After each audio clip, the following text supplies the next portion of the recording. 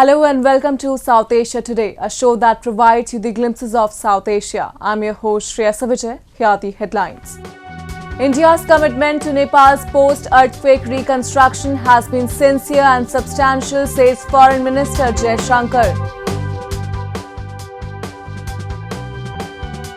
Aeon One Person Club organizes scholarship seminar in Japan. Indian classical dancers mesmerize the audience at famous Konark Dance Festival. Let's begin the show.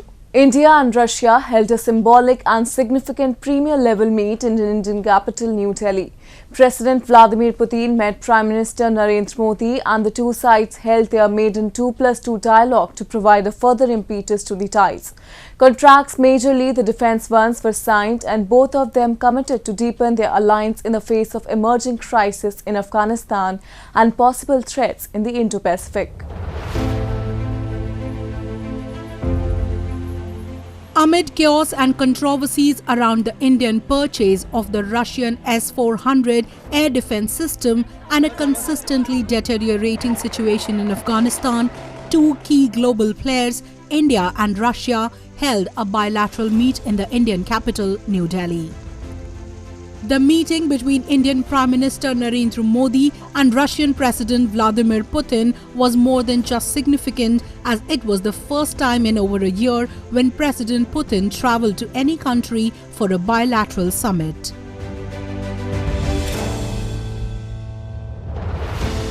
The two leaders discussed and deliberated on the prevailing situation in Afghanistan and committed to strengthening efforts in dealing with the unfolding crisis. The two leaders also emphasized the bilateral bond that was strengthening and no external influence, despite both countries' different diplomatic preferences, had been able to dent their partnership.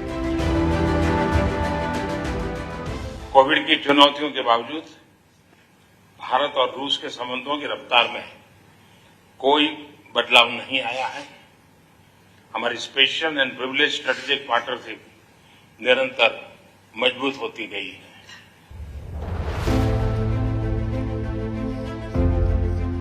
Several experts have opined that Russia wants to assure India that no engagement of Moscow with any other country will affect the decades-old camaraderie between the two sides. Both Washington and Beijing have been trying to form closed groups of allies for their preferred global order, and India is appearing to be in a different group than Russia. Vladimir, however, reiterated that India is a special partner for Russia and will remain so.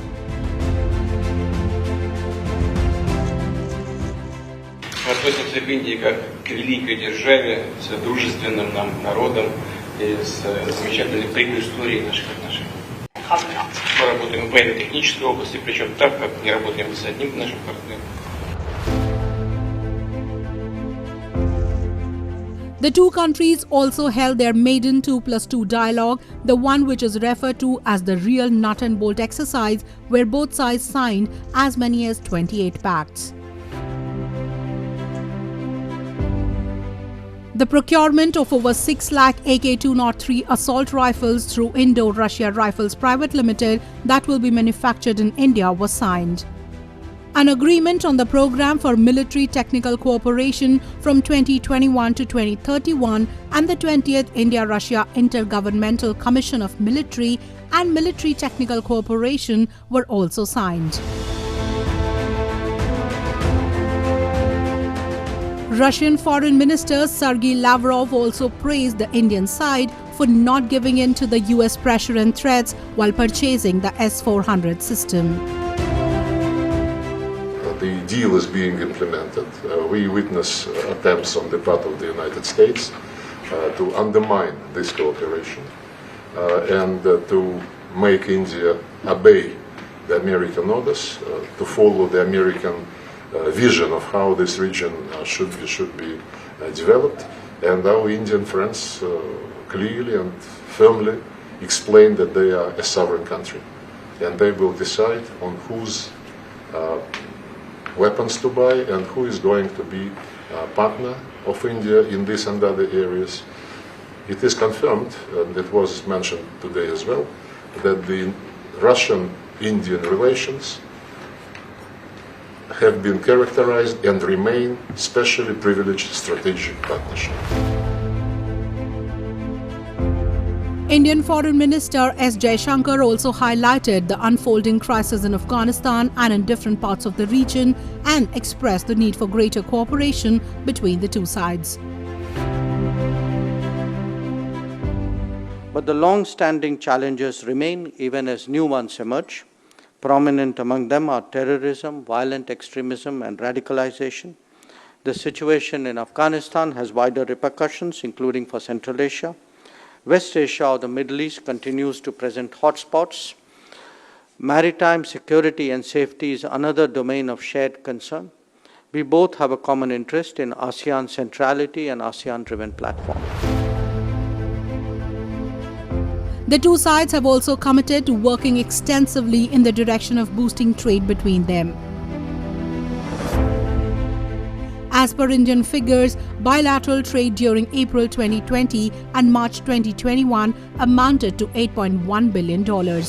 Indian exports amounted to $2.6 billion, while imports from Russia amounted to $5.48 billion. A new trade target of $30 billion by 2025 was also mentioned. The two sides say that they will develop a comprehensive relationship in times to come and will live up to the special status they have given to the nature of the bond they share.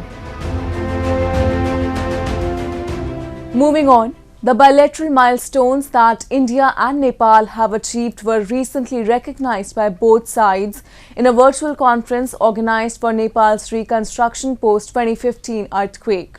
Nepalese President Vidya Devi Bhandari and Indian Foreign Minister S. Jaishankar presided over the meeting. India, which committed $1 billion assistance post-earthquake devastation in 2015, committed to further enhance its efforts in securing a better life for Nepalese citizens. Indian External Affairs Minister S. Jaishankar, while addressing a virtual international conference on Nepal's reconstruction, said that New Delhi was committed to bringing health and happiness to the lives of all Nepalis who were affected by the massive 2015 earthquake. Jaishankar said the targets achieved so far were substantial. The construction of 50,000 owner-driven houses in Gorkha and Nuwakot districts under Indian assistance has been completed. Over the last 5 years and more, India has substantially fulfilled our commitment under various priority sectors identified by the government of Nepal. I take this opportunity to share we have completed construction of 50,000 owner-driven houses in Gorkha and Nuwakot district under Indian assistance. This was possible through the joint efforts by all stakeholders, including the National Reconstruction Authority of Nepal, local governments, house owners, and UNDP and UNOPS that provided socio-technical facilitation for the initiative. The projects in remaining sectors of health, education and culture are also under progress. Government of India is funding reconstruction of 70 schools and a library, 132 health facilities and 28 cultural heritage sector projects in various earthquake affected districts of Nepal under a $150 million grant with the estimated cost of $112 million. He also congratulated the government of Nepal for organizing the event, which he said provided a platform to deliberate upon the lessons from the 2015 earthquake. He also emphasized that India's development cooperation with Nepal is multifaceted and multidimensional and has stood the test of time. Addressing the event, Nepal President Vidya Devi Bhandari urged everyone to protect the country from disasters and thanked the international community for the help extended at the time of crisis. Nepali जनतालाई उक्त पीडाबाट बाहिर निकाल्न अन्तर्राष्ट्रिय समुदायले खुला हृदयका साथ हामीलाई करिब 4.25 अर्ब डलरको वित्तीय एवं अन्य प्राविधिक सहयोग उपलब्ध गराउने प्रतिबद्धता व्यक्त गर्यो, जुन हामीले तय गरेको भूकम्पपछिको पुनर्निर्माण तथा पुनर्स्थापना कार्यको कार्यान्वयनका निमित्त कोसेढुङ्गा साबित भयो। अन्तर्राष्ट्रिय समुदायबाट प्रतिबद्धता अनुसारको अधिकांश सहयोग प्राप्त भइरहेको सुन्दा मलाई अत्यन्तै खुसी लागेको छ। India had pledged $1 billion assistance to Nepal post the havoc wreaked by the 2015 earthquake. Since then, it has been vigorously working on multiple projects in order to provide a better and dignified life to citizens who were rendered homeless due to the tragedy.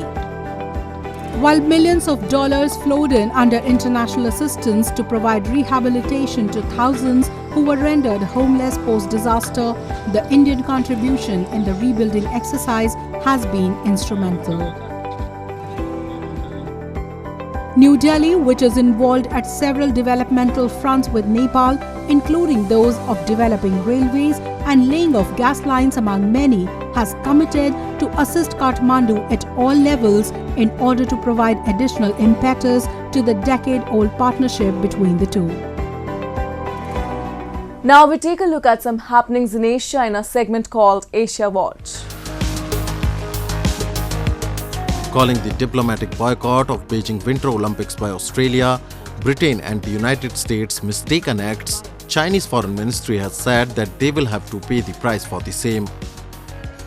The United States was the first to announce a boycott, saying its government officials would not attend the February 4 to February 20 games because of China's human rights atrocities. China has denied any wrongdoing in Xinjiang, home to the Uyghur Muslim minority, and said allegations of rights abuses were fabricated. Beijing authorities said the United States, Britain and Australia are facing a loss of moral authority and credibility by using the Olympics platform for political manipulations. Canada has also joined the group that has boycotted the Games, prompting Beijing to refer it as political posturing and a smear campaign. Relations between Beijing and Washington deteriorated sharply under former US President Donald Trump, and the Biden administration has maintained pressure on China.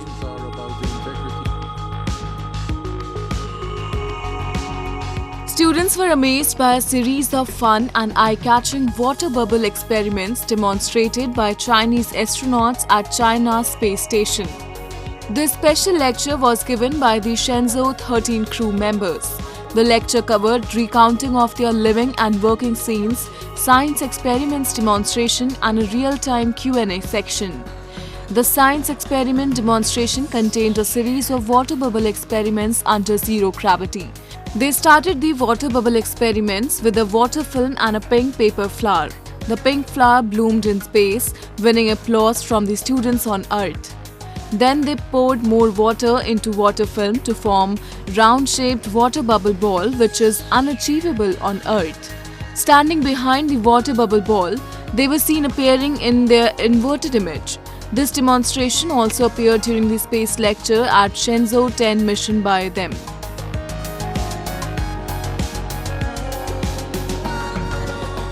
Myanmar's deposed leader Aung San Suu Kyi was jailed for 4 years on charges of incitement and breaching coronavirus restrictions, a source familiar with the proceedings said, in a case critics dismissed as a farce. The sentence, according to various reports, was later reduced to 2 years after she was given partial pardon. Myanmar has been in turmoil since the coup against Suu Kyi's democratically elected government sparked widespread protests and raised international concern about the halt to tentative political reforms following decades of military rule.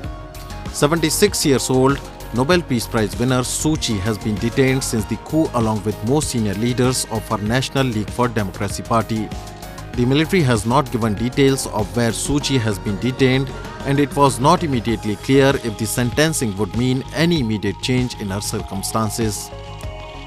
The trial in capital Naypyidaw has been closed to the media, and the junta's public information outlets have not mentioned the proceedings. Suu Kyi's lawyers have been barred from communicating with the media and public.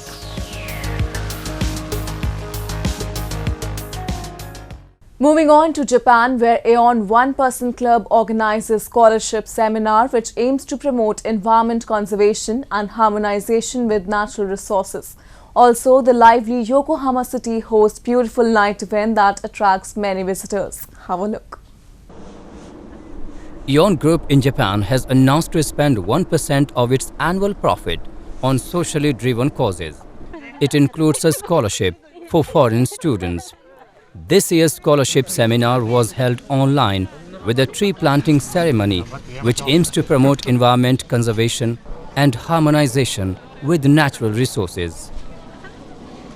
その木が大きくなるように、この周辺の木のように大きくなるように、力を入れて、思いを込めて一本一本植えていただきたいと思います。This year's seminar was held online due to coronavirus pandemic. Most of the scholarship recipients could not participate in the tree planting ceremony, but every student was very eager to get clarity on social issues as well as their future. Aeon 1% Club intends to strengthen ties and encourage social interaction among students. The students published a report on environment conservation and learned about Aeon's initiative. In addition, the tree plantation ceremony was broadcasted by live transmission, and the students interacted with each other and asked questions about jobs and life in general. 学部また分野が違くても同じような目標に対して話し合えるできると本当にこういうふうな機会しかできないのかなっていうふうに考えています。日本人向けのベトナム語教育という分野にも活躍していきたいと考えています。経営の最前線と言われてまして、そういう会社のトップの方の隣について、私の業務はスケジュール管理経営者としてどういう判断されているのかについて勉強できているので、会社の数字を影響できるような経営者になりたいんです。イオンってどんな企業グループでどんな理念を持って何を大事にして、あるいは社会貢献活動をどうしているのかっていうことをやはりしっかりと理解していただいた方がですね、個々人の方にとっても私どもにとっても生産的なことならないのかなと。さらにですね、我々とお付き合いさせていただいた時間を有効に使っていただいて大きな成長を遂げて、本当に文字通り世の中のそれぞれの母国のリーダー、そして架け橋になっていただきたいというふうに考えております。Aeon Group pays continuous attention to the growth of trees in the Aeon forest, along with paying attention to the growth of youngsters. Yokohama is a lively and welcoming city. It boasts recreational destinations, sports, events, an array of tourist attractions. This is a panoramic view of a night in Yokohama. The Minato Mirai area is illuminated with lights. The lighting of the Yokohama harbor is celebrated through an event named Yoru Noyo, which is organized in the months of November and December. At least 30 spots in the city are lit up and are popped up with music. The big bridge terminal for international passenger boats changes its color of lights. This light and music show is the main attraction of Yokohama city. 横浜の売りといいますと、港、夜の夜景が非常に評判なんですけども、これに施設のカラーライトアップですとかサーチライトを加えまして、夜景そのものをですね、冬のイベントとしてダイナミックに音と光で演出するというのがですね、このイベントの醍醐味になっています。The big dome at Newport Center Square was also decked up with lights. This scene was a treat to the visitors' eyes. The dome's diameter is 20 meters. Visitors can enjoy walking around the dome along with watching the dome changing its color. This scene is possible due to cutting-edge technology. 初めて見たんですけど、すごい綺麗でした。海も近いのでイメージが良くなっていいと思います。昼間なんでもないところに急に夜になってなんか綺麗になってるんで横浜港ベイエリア全体で100施設ぐらいがですね光の共演ができて、かつですね毎日これを楽しんでいただけるような取り組みをですねゴールとして、あるいは私個人の夢としてですね取り組んでいければと思っています。ぜひ横浜に来ていただいて、横浜の夜の魅力をですね堪能していただければと思っています。アジアの皆さんとですね一緒に将来を形作っていけるような元気になるような光のイベントにしていきたいというふうに思っております。The night view of Yokohama and the lightning event at the port provides visitors with beautiful scenery and an experience of a lifetime.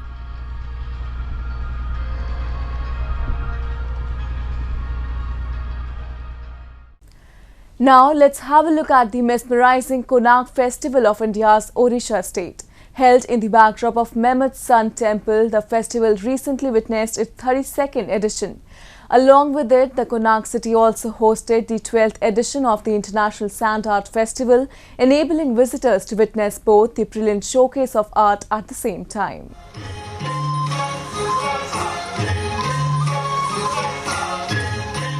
Decked up with colourful lights and glittery artistic pieces, the way to the exquisite open-air auditorium situated in the backdrop of Konark Sun Temple was casting a magical spell on visitors.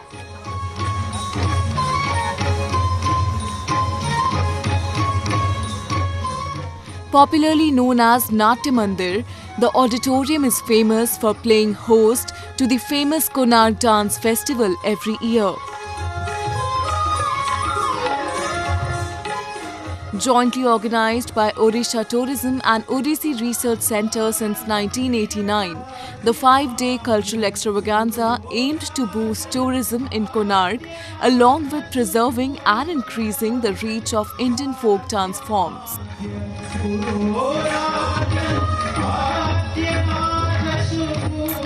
This time, amid the pandemic, authorities organized the festival with COVID-19 protocols in place.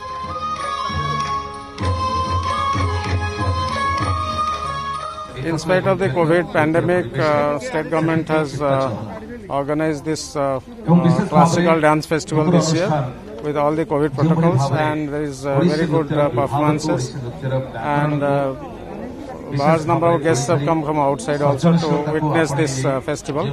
This is going on for several decades, and state government is continuing this tradition.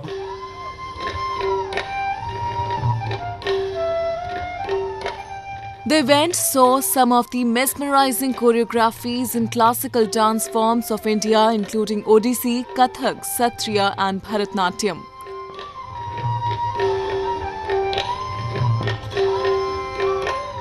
A spellbinding performance was presented by renowned choreographer Anita Sharma and her troupe from Assam.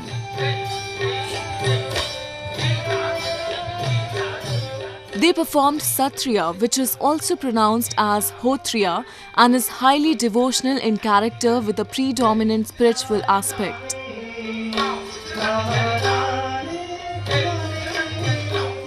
The troupe amazed the spectators with its 8 dance recitals that were dedicated to Lord Krishna like Krishna Vandana, Leela Govindam and Bhatima.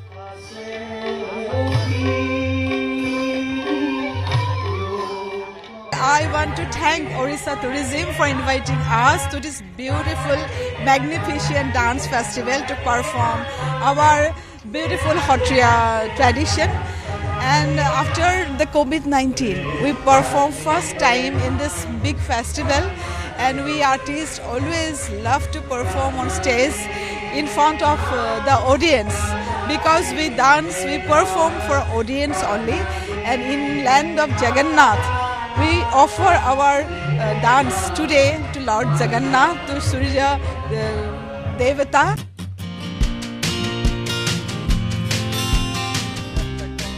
Alongside Konark Festival, International Sand Art Festival also captured the major attention of the crowd at Chandrabhaga Beach. Around 100 artisans from across the country participated in the festival and created sculptures on relevant themes like ecotourism and environment. In these many years, both the Konark Festival as well as International Sand Art Festival have carved out a niche of their own in the country's annual carnival calendar by providing a wonderful opportunity to the budding artists to make their presence felt on the international performing arts arena. It's time for me to wrap up today's episode. We will be back next week at the same time. This is Shreya Vijay signing off on the behalf of entire production team of South Asia Today. Goodbye and take care.